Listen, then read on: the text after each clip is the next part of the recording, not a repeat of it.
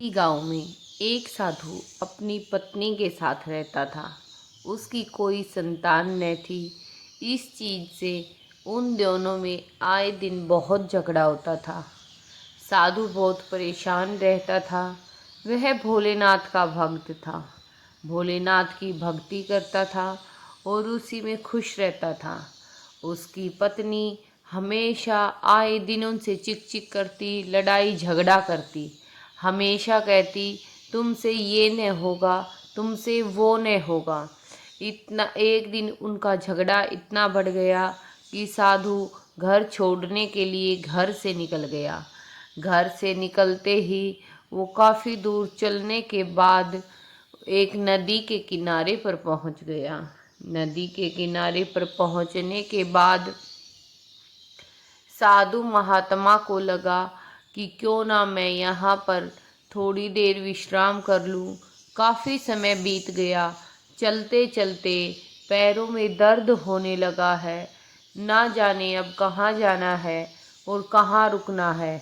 इसलिए यहीं पर लेटकर थोड़ी देर विश्राम कर लेता हूँ। ऐसा सोचकर साधु महात्मा वहीं पर लेट गए और उनकी आँख लग गई।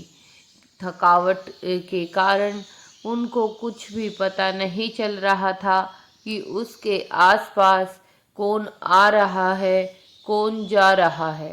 तभी उस तालाब से एक सर्प बाहर आया और साधु महात्मा के थैले में अंदर घुसकर बैठ गया।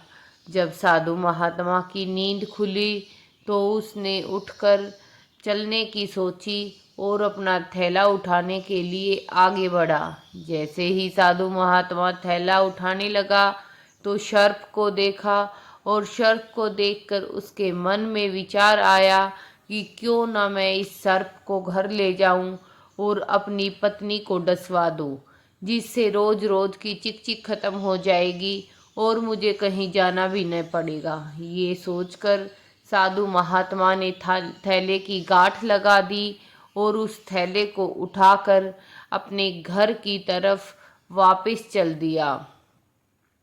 घर के पास पहुंचते ही साधु महात्मा ने सोच लिया था कि पत्नी को अकेले कमरे में बंद करके फिर उसको ये थैला दूंगा और कुछ झूठ बोल दूंगा ताकि ये सर्प किसी भी हालत में उसे न छोड़े। साधु महात्मा ने जाकर कहा, प्रिय क्या कर रही हो? देखो मैं तुम्हारे लिए क्या लाया हूँ। साधु महात्मा की पत्नी बहुत खुश हुई और कहा, आप मेरे लिए क्या लाए हो? वो बहुत खुश हुई कि साधु उसके लिए कोई उपहार, कोई गिफ्ट लेके आया है। ये सुनकर वो खुशी से उछल पड़ी और थैले को खोलने लगी। तभी साधु महात्मा ने कहा, प्रिय ऐसे इस थैले को न खोलो, कोई देख लेगा।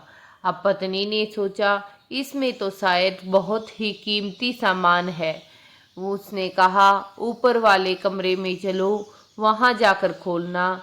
उसकी पत्नी ऊपर कमरे में आई और तभी साधु महात्मा ने कहा कि 1 मिनट रुको, तुम थैला खोलो, तब तक मैं बाहर खड़ा हूँ, और बाहर की कुंडी लगा दी।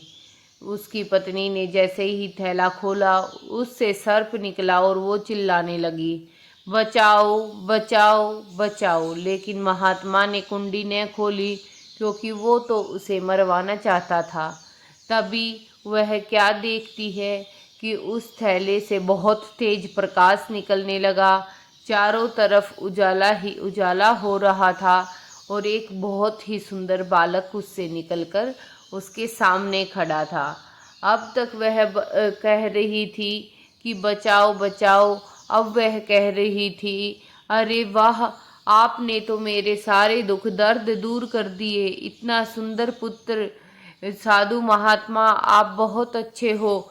साधु महात्मा ऐसी बातें सुनकर सोच विचार में पड़ गया और उसने सोचा कि चलो चलकर देखते हैं वो सर्प को लड़का क्यों बता रही है। जब साधु महात्मा अंदर आए और आकर लड़के को देखा तो वो भी आश्चर्यचकित रह गए और मुंह से कुछ न बोले। अपनी सारी दुख दुविधा दर्द सब कुछ भूल गए। उनके बीच होने वाली लड़ाई को भी भूल गए और दोनों को अपने गले से लगा लिया।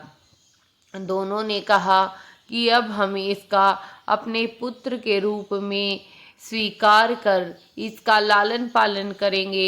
इसको हर वो खुशी देंगे जो हम अपनी संतान को देना चाहते थे। धीरे धीरे समय बीतता चला गया और वह लड़का बड़ा हो गया। उस लड़के का नाम दोनों ने मिलकर नारायण रखा। नारायण अब बड़ा हो गया था और बहुत ही सुंदर और इस सब गुणों से भरपूर और सुशील लड़का बन गया था। वह हर काम में साधु और उसकी पत्नी की मदद किया करता था। एक दिन वह जाकर साधु से बोला, पिताजी अगर कोई तालाब हो तो मैं उसमें नहा आऊं। इस बार साधु महात्मा को बड़ा डर लगा कि अगर यह तालाब में जाए और इसको सब कुछ याद आ जाए तो ये हमें छोड़ कर न चला जाए। तो उसने कहा, बेटा यहाँ तो कोई तालाब नहीं है, एक ही तालाब है राजा के महल का, उसमें राजा की बेटी नहाती है। अगर राजा ने देख लिया तो हमें मरवा देंगे। तब नारायण ने कहा, नहीं पिताश्री, मुझे तो जाना है, आप मुझे लेकर चलो। नारायण की हट के आगे उसकी एक ने चली और वो उस तालाब पर लेकर गया। वहां जाने के बाद नारायण तालाब को देखकर इधर उधर कुछ ढूंढ रहा था। तो साधु ने कहा, बेटा क्या ढूंढ रहे हो? तब उसने कहा, मैं कोई छिद्र ढूंढ रहा हूँ जिससे अंदर जाकर मैं नहाऊं। तब वह वापिस सांप का रूप लिया और तालाब में नहाने के लिए चला गया।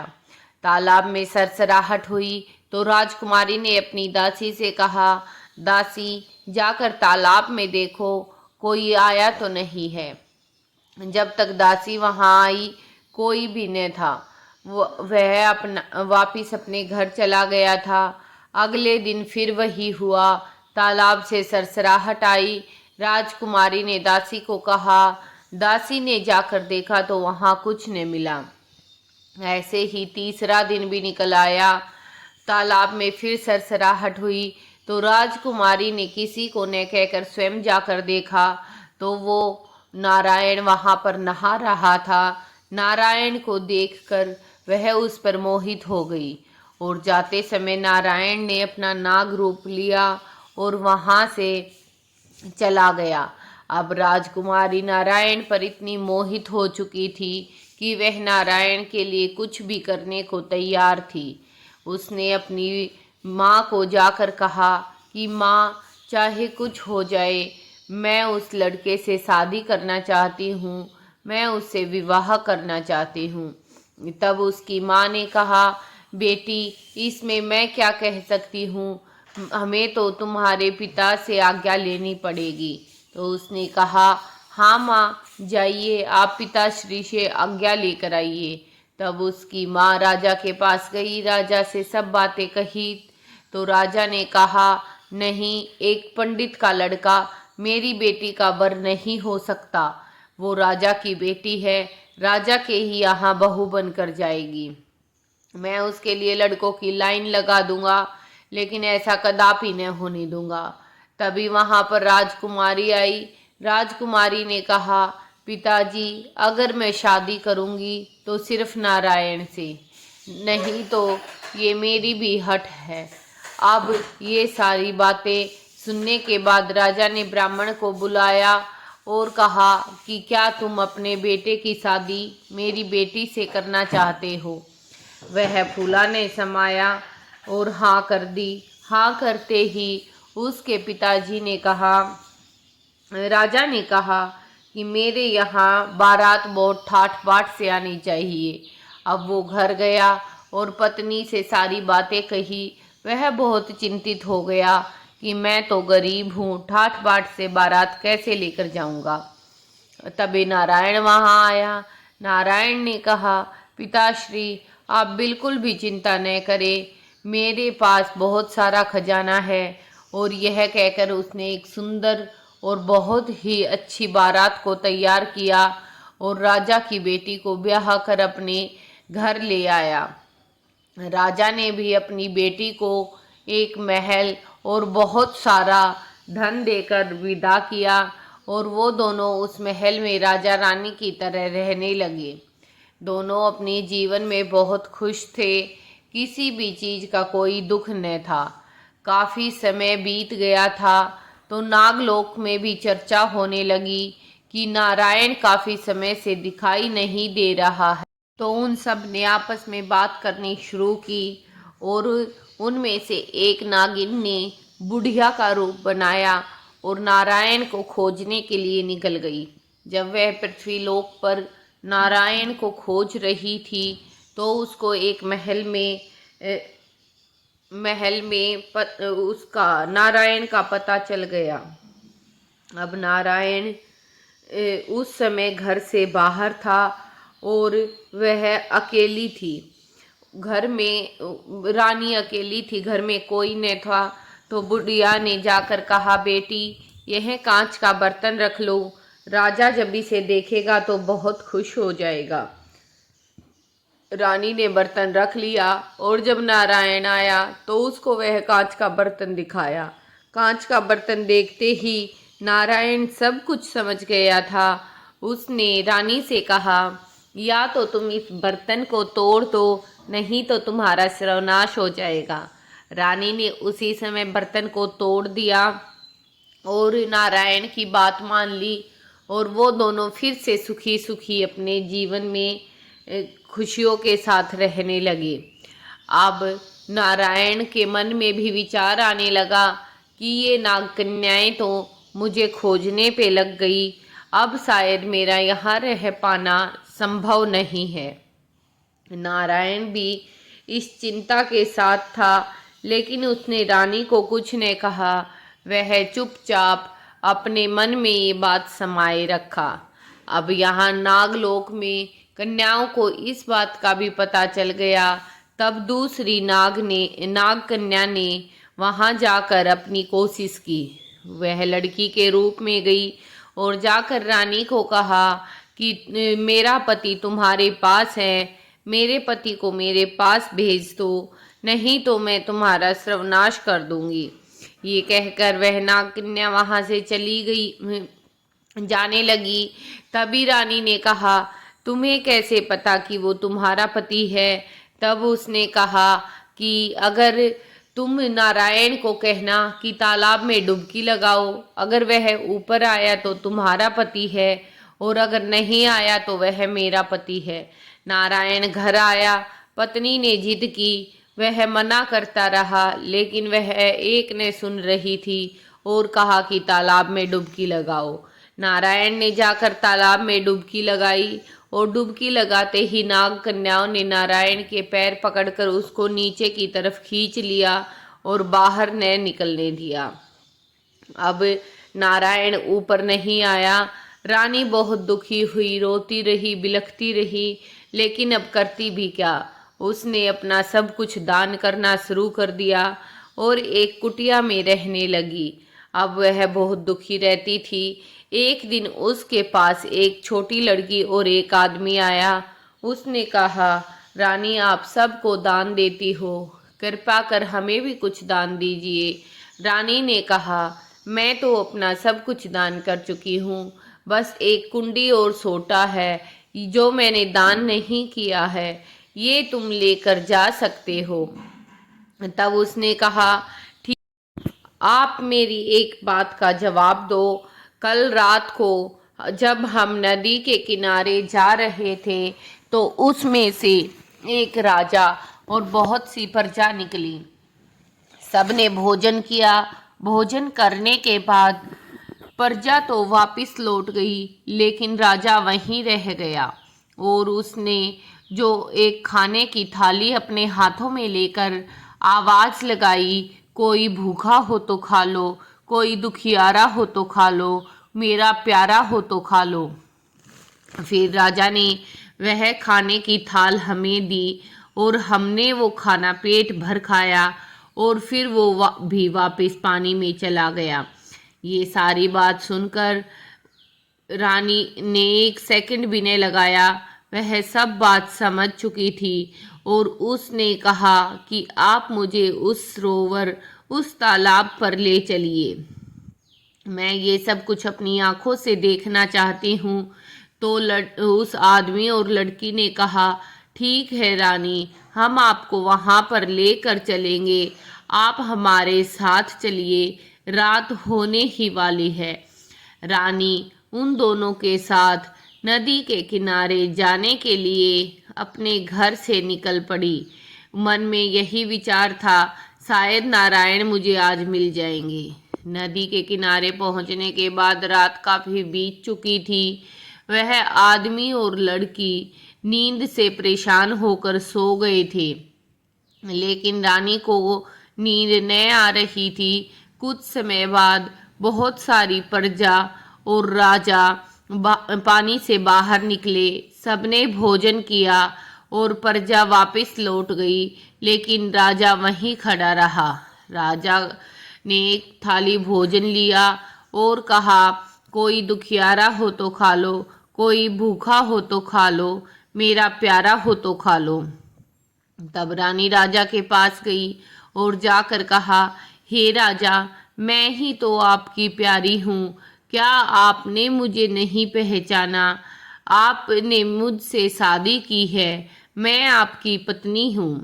तब नारायण ने रानी की तरफ थोड़े गौर से देखा और उसको पहचान लिया और कहा, हाँ, तुम तो मेरी प्यारी हो। रानी ने कहा, आप अब मेरे साथ चलिए। नारायण ने कहा, ऐसा संभव नहीं है, अब मैं तुम्हारे साथ नहीं जा सकता। रानी ने कहा, तो मुझे अपने साथ ले जाइए, ऐसा तो हो सकता है। तब नारायण ने कहा, हाँ, ये हो सकता है। और नारायण ने उसे एक पत्थर का रूप, छोटे पत्थर का रूप देकर अपनी जेब में रखकर नागलोक में पहुंच गया। नागलोक में पहुंचने के बाद नाग कन्याओं ने कहा, नारायण, हमें आज आदमी की गंध आ रही है, क्या आपके साथ कोई आदमी आया है?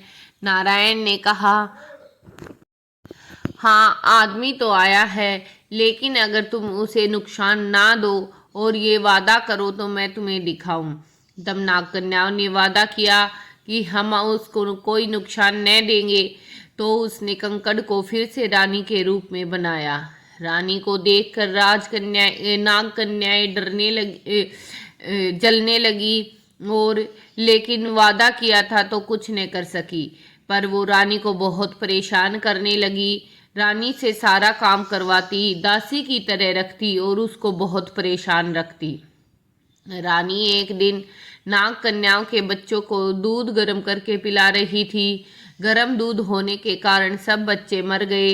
नाग कन्याओं ने उसी समय रानी को डस लिया और रानी मर गई। नारायण ने जब ये सब देखा तो वह बहुत रोया और रानी की लाश को ऊपर पानी से बाहर लाकर एक पेड़ पर टांग दिया। अब वह रोज आता, रानी की लाश को देखता और वापस चला जाता। ऐसा ही कुछ दिन तक चलता रहा। एक दिन वहां से एक साधु महात्मा जा रहे थे। उसने रानी की लाश को देखा और अपने कमंडल का जल रानी के ऊपर छिड़क दिया और कहा, हे भगवान, अगर इसमें प्राण है, अगर इसमें प्यार है तो इसको जीवित करिए। यह कहते ही वह रानी उठकर खड़ी हो गई और साधु महात्मा से कहने लगी कि आपका बहुत बहुत धन्यवाद। साधु ने कहा, बेटी, अब तुम मेरे साथ चलो और मेरे साथ ही रहना। यह सुनकर वह साधु के साथ चली गई। अगली रात जब नारायण पानी से बाहर आया और लाश को न देखा तो वह चिंतित हो गया और रानी को ढूंढते ढूंढते साधु की कुटिया के पास पहुंच गया।